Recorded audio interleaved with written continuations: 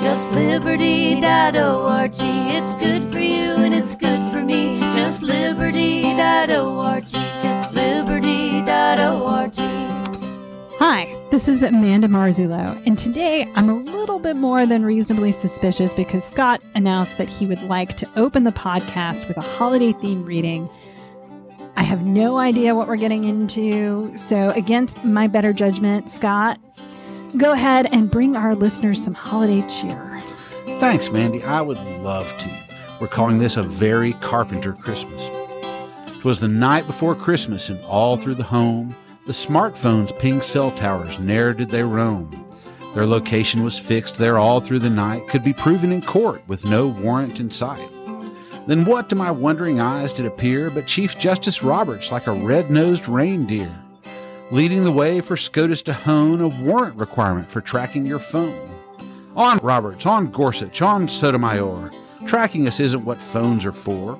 On Thomas, on Ginsburg, on Breyer, on Kagan, please give Fourth Amendment fans something to cheer again, and clearly explain before it goes out of sight why not being tracked by our phones is a right. Scott, you know you're ruining Christmas for all of us. Ruining it? Come on.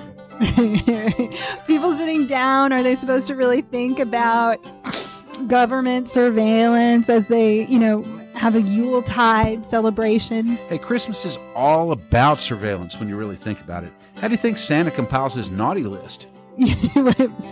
Elf on a shelf, Scott. I don't know what you're talking about. That's right. He's conspiring with Big Brother. There's really no other explanation.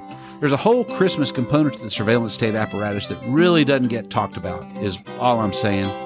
And by the way, Rudolph the reindeer is definitely a cyborg. There's no doubt. I've never really questioned that, ever. All right. I'm glad we got that settled. Hello, boys and girls, and welcome to the December 2017 edition of the Reasonably Suspicious podcast covering Texas criminal justice, politics, and policy. I'm Scott Henson, Policy Director at Just Liberty, here today with our good friend Amanda Marzullo, whose day job is Executive Director at the Texas Defender Service. Got a good show for you today with a couple of excellent guest interviews coming up soon. Mandy, what are you looking forward to on the podcast? I'm looking forward to discussing Ex parte Pena, which is one of the most divisive decisions we've seen from the Court of Criminal Appeals in a while. All right. First up, though, Scott's holiday poem was a reference to U.S. v. Carpenter, a case in which the U.S. Supreme Court will decide whether the government must secure a search warrant under the Fourth Amendment in order to access cell phone location data, which is stored by your cell phone service provider. Analysts at SCOTUS blog predict that the court is likely to find a warrant requirement based on the justice's comments at oral argument. Some listeners may be aware that Scott was part of a group called the Texas Electronic Privacy Coalition, which pushed unsuccessfully at the Texas Legislature in 2013 and 2015 to require a warrant for the government to gather personal cell phone location data.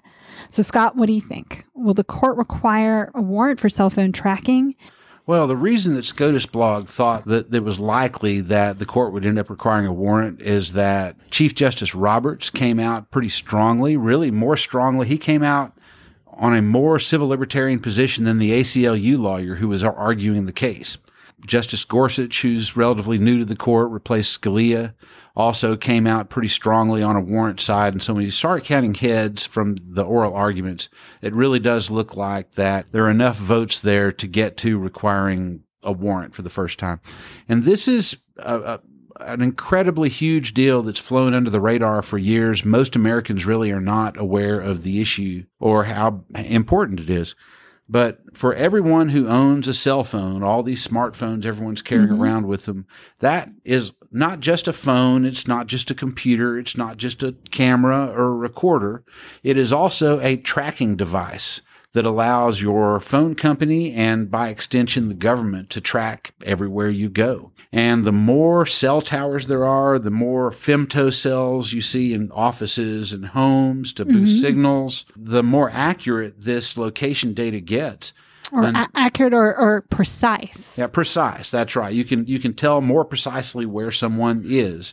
When there were fewer cell phone towers, the way you find someone is to triangulate. Yeah. And so the more there are, you can triangulate in smaller and smaller spaces. In fact, it has gotten so extreme that in some cases, merchants, department stores, say, are using location data within their stores so they can tell when customers are lingering by a certain display more often and using it for marketing purposes. So the targeting, the location tracking can now be done at such a finite level. Even indoors, you can have meaningful location data. As far as just traveling from place to place throughout your day, it's pretty accurate at this point. Okay. So that's every person. And the question is, should the government have to have a warrant for this, or can they just get it by asking your phone company for the information, which is called the third-party doctrine? That's what this sort of information has traditionally been released under. And a lot of people believe that this location data is just a lot more personal and reveals a lot more about you than just what phone numbers you dial or who dialed you or whatever, like you might get with a PIN register. Yeah, and I think some of the legal analysis has also pointed out that the third-party doctrine, more and more, as we use technology differently, is becoming an end run around the warrant requirement. So the Supreme Court has said that you need a warrant to access information that's on your phone, but as you start to back up information that is typically just on your phone, in the cloud or online, that means that the government can also have access to your calendar, to your contacts, to your text messages. That's exactly right. And this is just another example of how the Fourth Amendment, which was written 230 years ago, isn't really completely up to the task of handling all the issues that confront us because of modern technology. And this is one of those moments when the court is going to have to really come up with a novel approach. They can't simply look to the text of the Fourth Amendment and see something that gets you to metadata from your cell phone. That wasn't considered in 1789 when all this was first brought up.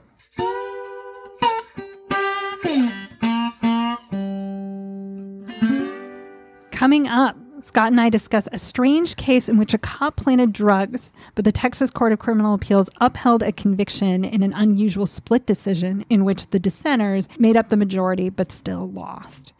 And Scott interviews the co-founder of the National Innocence Project, Peter Neufeld, discussing the role of state government in the 21st century forensic science reform movement. First, though, new sex abuse allegations at the Gainesville State School have rocked Texas's youth prison system, resulting in a wave of indictments.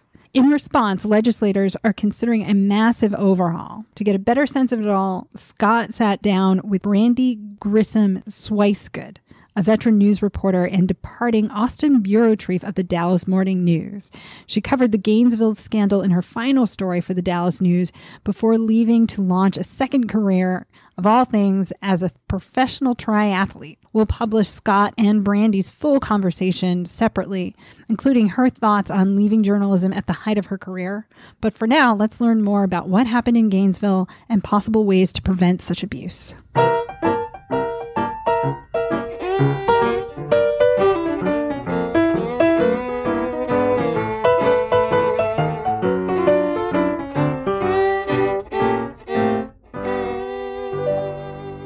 Brandy, thank you so much for talking with me today. The very last story that you covered at the Dallas Morning News was about the Texas Juvenile Justice Department and the scandal at the Gainesville State School, where I guess now 4 employees have been indicted on sex assault and related charges. And those of us who have been around as long as you and I have look at this and our heads just drop and we think, oh my gosh, it's our Texas Youth Commission scandal all over again. Somebody bring in Nate Blakesley. We need to, get him back from New York. Dredge up all the same, issues and topics that we all, slogged through 10 years ago.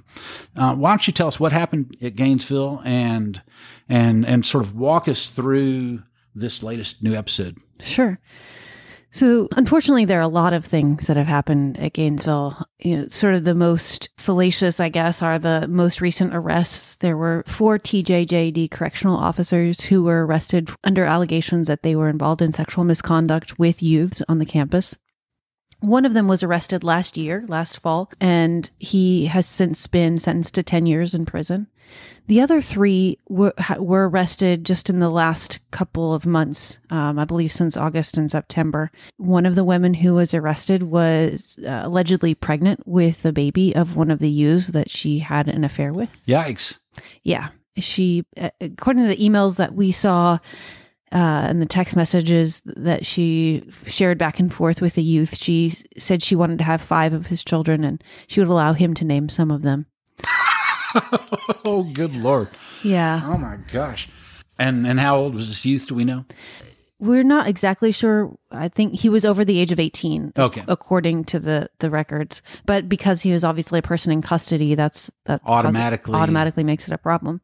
But it wasn't just the sexual misconduct between the youths and the officers. There was also a psychologist who was told he could resign or be fired after there were allegations that he was asking some of the youths to masturbate in front of him and providing them with pornography. You know, one of the other things that we found out about is not just sexual assault, but also violence. We got reports from the Ombudsman's office about JCOs, correctional officers, offering to pay youths in cash and drugs for them to assault other youths on the campus. Right. That was astonishing. That to me was the piece that almost made this more, more egregious, but I don't know how you quantify such things, but that sure was an eye opener. Yeah. And how widespread was this? Was this a one-off or is it something that really was ongoing? Well, so in our reporting, we kind of debated about how much of that to include in our story because the Ombudsman's office didn't actually witness any of that happening, right? And they were able to interview several youths who independently gave similar stories about what had happened to them. And the TJJD wasn't able to verify any of those stories because the youths wouldn't give names because they were afraid that of retribution. So there wasn't. They'd either been beaten up or they'd been paid. Right. So we went ahead and decided because so many youths had independently had the same story, we thought it was worth reporting. So where do we go from here? It's like we're having this deja vu moment, and yet, you know, a lot of the same legislators are even still here in charge of some of these systems. You know, Mm-hmm. Harold Dutton in the House or John Whitmire in the Senate, and we've been through this once already, right? And so, what options are there to try and do this differently or better? Because obviously, we didn't solve the problem 10 years ago.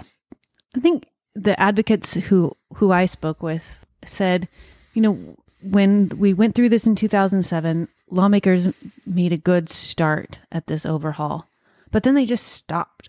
So we got down to where we are now with 5 of these units, but they're still out in far-flung areas. There's still these sprawling, you know, secure facilities that really are not conducive to the kind of rehabilitation that youths really need.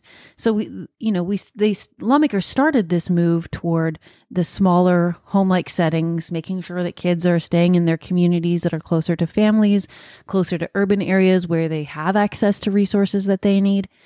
But what the advocates will say is that they didn't finish the job.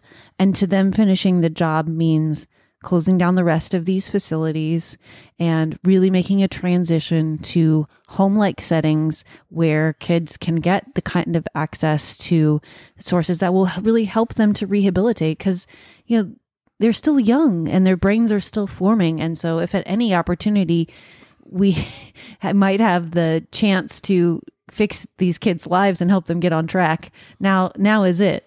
I think that's right. And the one thing I would add to that is that 10 years ago, one of the really good things they did, the legislature did, was to create something called a blue ribbon panel where they really did get some of the top minds, not just in Texas, but in the country, to come in and advise them and do a big report on how they should do these reforms. And they had this enormous laundry list. I looked at it again after I saw your story. I pulled it back up to remind myself sort of, okay, well, what did we and didn't we do? And they had dozens and dozens of recommendations, and they did implement quite a few. But when they got to the ones that you're talking about the smaller facilities closer to urban areas, it just stops. Then there's a big part of the list that just no. Yeah. And just to give listeners a little refresher, the Blue Ribbon Panel had recommended that we shift to something called the Missouri model, which is smaller units, all under 48 beds or less, with higher staffing ratios and basically more treatment and occupational opportunities and training and all sorts of things that you're just not going to be able to give them out in Gainesville. Right. And so we did have sort of a blueprint for this, and it was frankly a money issue as to why they didn't do that. Someone would have to fork over and pay for it. And Well, I think you're right. It's a money issue, but it's also a political will issue because in order to do that, they have to close down the rest of these facilities. And in some of these small rural towns where the facilities exist, the local economy relies on those facilities to continue operating, and shutting them down will be a big political fight for the lawmakers who live in those areas. And we saw it happen with the ones that have shut down. Remember what a big fiasco it was with Corsicana when that shut down. That's right. So, it's not something that lawmakers really want to jump into, and it's going to require a lot of political fighting if it's going to get done.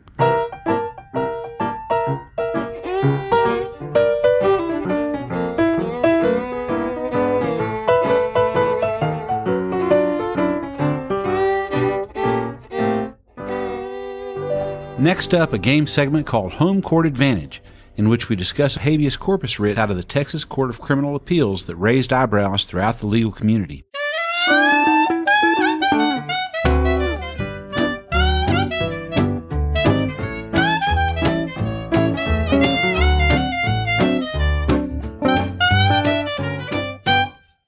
Let's start with Ex parte Pena, which was an especially bizarre case because 5 out of 9 members of the court dissented to the outcome, and a 4-member plurality managed to dictate the result.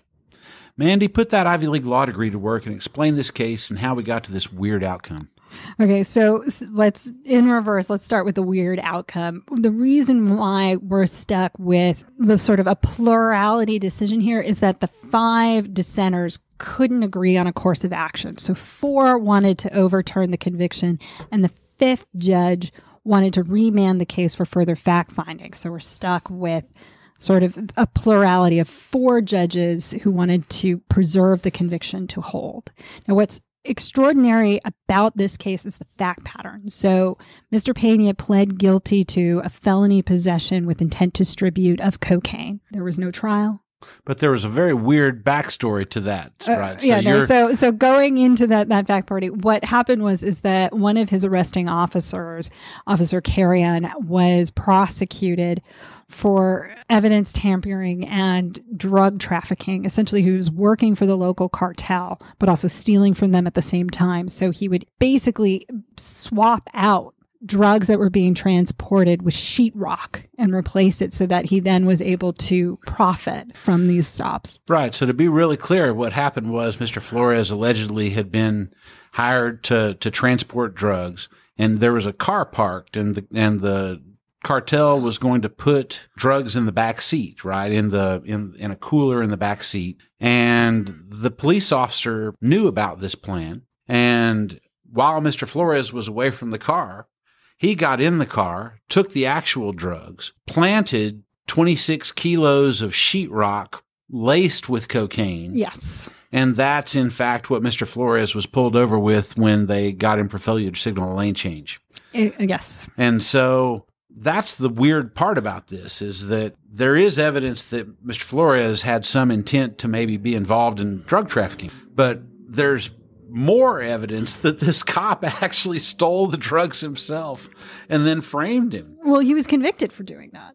Right. I mean, after Pena pled guilty, he was the police officer who conducted the field test of the drugs. So that's basically the big evidence that was used in sort of influencing Pena's decision to enter a plea was this test that was conducted by Officer Carrion that showed that the substance was cocaine. After Pena enters a plea, the federal authorities prosecute Carrion and test the purported drugs that were found in Pena's backseat, and they find that it is consisting largely of sheetrock, and in some of the packets they had trace evidence of cocaine. So in fact, Mr. Pena was transporting less than a gram of cocaine, but he pled guilty to transporting 400 kilograms or more. And this is the crazy part to me, is that the cocaine that he supposedly was convicted of transporting was actually the sheetrock that was planted by the officer. Well, the majority in the Court of Criminal Appeals said, oh, well, it's common practice to include the weight of dilutants. Well, they didn't say it was common practice. Basically, what they said is that the law, there you go, statutorily, directs the state to include the weight of any dilutant or solvent used in a drug in determining the weight. Except in this case, it was a dilutant that had been put there by a law enforcement officer, and that actually wasn't part of the drug dealers like making the drug, cutting the drug. It was part of law enforcement framing the defendant. Well, or as Scott Walker and Judge Richardson both sort of point out in their dissents, that we're not talking about a dilutant of a substance that then just gives you more drugs to distribute. You're talking about basically sprinkling a trace amount of drugs on something that is not a drug. So basically, in doing that, you're making the cocaine useless from a drug consumption standpoint. So it's I think whether who put the drugs there or the solvents there or not, it's an unworkable standard to say that sheetrock laced with cocaine is the same thing as cocaine that might be cut with something to, increase your yield. But it really is even more egregious, I think, when it's the law enforcement themselves actually putting it there and framing someone. I mean, Well, it goes to the veracity of the whole prosecution, right? Like that's what makes it crazy. But if you look at the majority decision, they sort of presuppose that Pena is still guilty of transporting a felony quantity of cocaine based on this dilutant rule. That it doesn't matter how diluted we're talking about, even if it's fundamentally different. Or apparently if the government added the dilutants instead of the defendant. It apparently just doesn't matter. You still get to uphold the conviction. We're not going to actually, at the state level, we're not going to hold anybody accountable. If the feds want to prosecute that cop, that's fine. But the Court of Criminal Appeals doesn't care. They think it's fine and dandy if you frame someone, and then we're not going to shut down that conviction. We're going to do everything we can to uphold it. It was really pretty grotesque. I understand, that the defendant here probably was intending to engage in trafficking. But to overlook this level of misconduct is really outlandish. In David Newell's concurrence, he actually sided with the majority there. He made a comment, "There is a palpable sense of injustice from allowing a conviction to stand when it is infected by such misconduct from a member of law enforcement." And then he turned around and did precisely that. So he said himself, there's a palpable sense of injustice from the court's outcome. And even the people who sided with the court's outcome think that's true.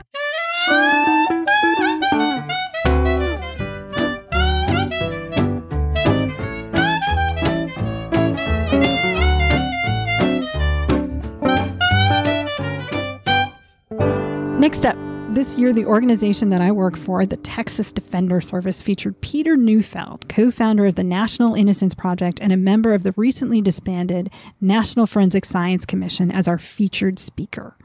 Scott sat down with Peter afterward to talk about the state of forensic science nationally and the implication for states of the implosion of national forensic science reforms. We'll publish the full interview soon, but for now, here's Peter Neufeld explaining why state-level improvements will remain the driving force for forensic reform in the foreseeable future.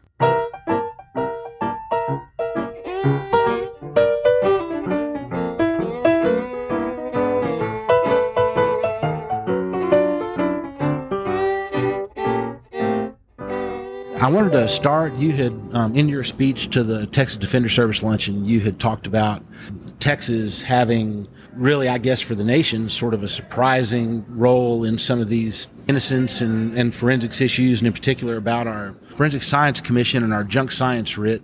I kind of feel like our Texans almost take these things for granted now. And can you give us from your perspective what that looks like from New York and from the national Sure.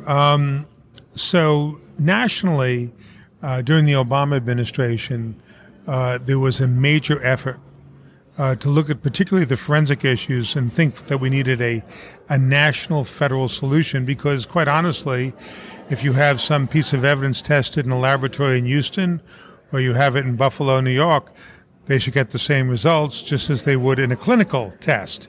If you're sending in a sample of your kid's saliva to see whether or not she has some kind of disease, you'll get the same results from both labs. Well, the same thing should apply in crime laboratories. And we got a lot of good things passed and introduced. A National Forensic Science Commission that I was appointed to by the president, a standard-setting body, efforts to review the way that FBI agents and other federal agents testify about forensic disciplines that would be consistent with scientific principles, which became particularly relevant after they found that in 96% of the hair cases, FBI agents gave erroneous testimony which exceeded the limits of science. So all of this was moving along on 4 different fronts. And then, of course, we had the last election, and Jeff Sessions became the Attorney General. Last April, he abolished the commission. He abolished the effort to standardize language with outside input from statisticians and scientists. He ended and suspended the review of the way agents testified in all other forensic disciplines. And basically, he brought to a screeching halt any effort by the federal government to enhance the quality of forensic science in the criminal justice system. So the responsibility fell much more to the states. And in that regard, Texas is leading the country in 2 ways. Texas has a Forensic Science Commission, which is outstanding, which has lots of stakeholders involved. They've sort of put petty differences aside, and they all have one thing in common. They want to see only the best forensic disciplines used in cases where life and liberty are at stake. And it's remarkable. New York had a commission before Texas, and it's an awful commission. It's a commission completely dominated by law enforcement and prosecutorial interests. And, truth and principles play a back seat. So Texas should be applauded for that. Number 2, Texas got the so-called junk science statute passed, which allows people to bring a writ to throw out an old conviction, which was based on what we now know is discredited forensic science. It's very important because science moves much more rapidly than law. And so many of these disciplines are disreputable. So many of these disciplines have never been validated, have never been determined empirically to be reliable. But nevertheless, if a judge lets it in, that's the end of the review.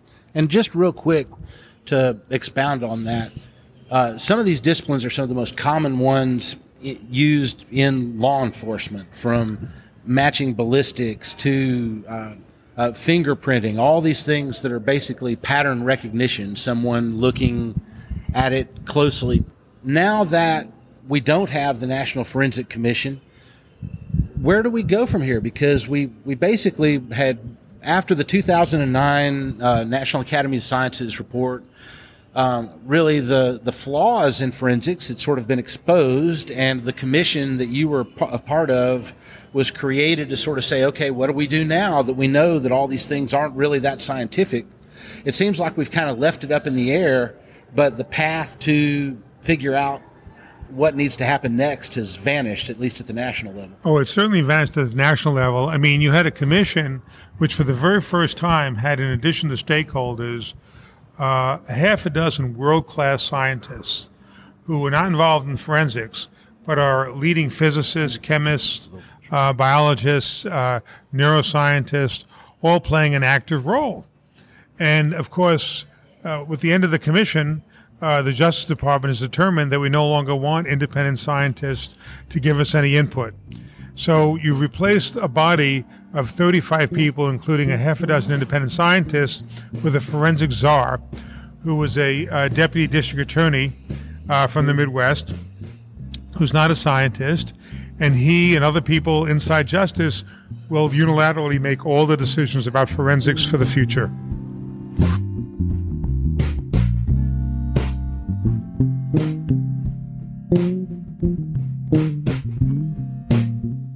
This month, we're introducing a new segment called Errors and Updates, in which we update or correct past stories based on new information. This is our 7th podcast, so we can't update every story we've covered.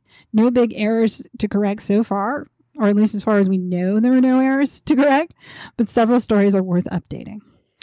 First up, last month we discussed a capital case out of Dallas in which police hypnotized an eyewitness who then changed her story. Closing arguments on a habeas corpus writ challenging the conviction began December 18th.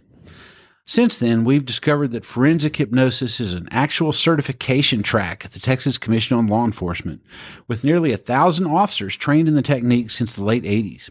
The Forensic Science Commission says it has no jurisdiction over forensic hypnosis because it doesn't involve physical evidence. I've asked for more information about the program under the Public Information Act, and we'll update more on this next month. The Austin City Council rejected the police union contract, which was the subject of a 3-part segment in October, after 20 different organizations demanded their accountability measures and less spending growth for the police budget. Notably, the debate wasn't just about police oversight. Numerous speakers, as well as council members, expressed concern that the cost of the contract over the years had squeezed out other government spending with public safety implications. After we discussed forensic errors related to DNA mixture evidence in our August and September podcasts, the National Institute for Standards and Technology announced in October that it would comprehensively analyze DNA mixture forensics. In their statement, NIST warned that these proprietary technologies, quote, if misapplied, could lead to innocent people being wrongly convicted, end quote. Their results are expected out by next summer. And although Mandy said we had no errors, after our DNA mixture segment in August, we did get a letter from one of the companies with proprietary software, StarMix, asking for a retraction. But their 2-page letter did not actually contest any specific factual claim that we made, so I replied that we wouldn't correct anything unless they provide more detail. We have not heard back from them since. We'll let you know if we do. That's right.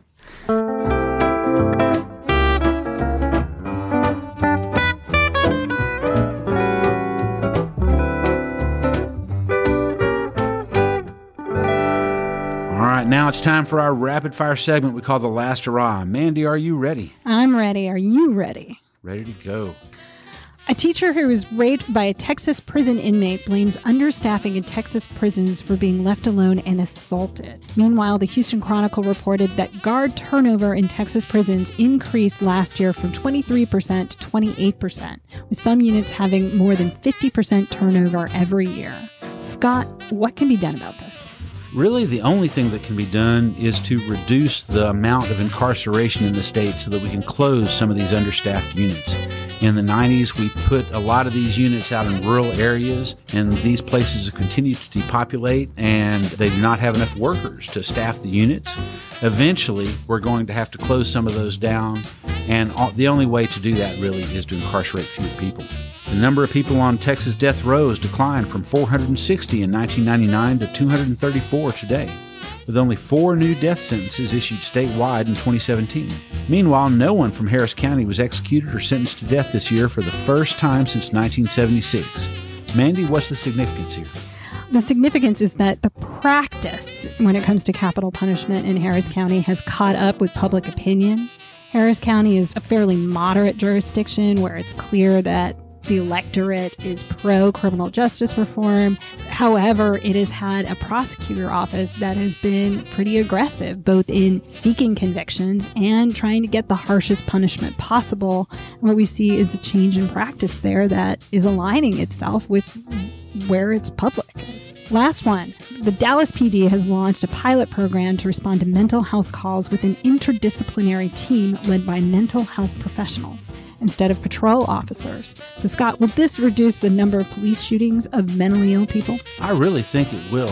It was interesting when David Brown, the former Dallas police chief, left office, he gave a prominent speech in which he said that police officers are being asked to do too many different things. They're being asked to solve too many different types of social problems. And mental health, mental illness is one of those biggest of those social problems that's been larded onto police officers' plate that they're really not equipped or trained to manage. So I think this is a really important development, and I think it will reduce the number of shootings. All right, we're out of time, but we'll try and do better the next time. Until then, I'm Scott Henson with Just Liberty. And I'm Amanda Marzullo with the Texas Defender Service. Goodbye, and thanks for listening. Subscribe to the podcast on iTunes, Google Play, SoundCloud, or YouTube. We'll be back next month with another episode of Reasonably Suspicious. Until then, keep fighting for criminal justice reform. It's the only way it's going to happen.